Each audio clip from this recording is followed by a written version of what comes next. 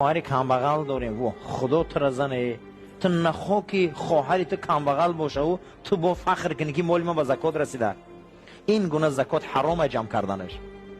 وقتی تو خواهری کمبغل داری، وقتی تو دادری کمبغل داری، وقتی تو اکای کمبغل داری و با فخر میکنن میگن که من زکات من در دادری کمبغلم دادنیم. وای وای، تو چه خیلی جوان مرد شدی که مالی تو به زکات رسیده و یزنه قطی خواهری تو فقیره، فرزندکاش فقیرن، میگه همه را دستگیری کنم. جمع کردن این مالی تو حرامه وقتی او فقیرن، تو اول باید او را سیر کنی.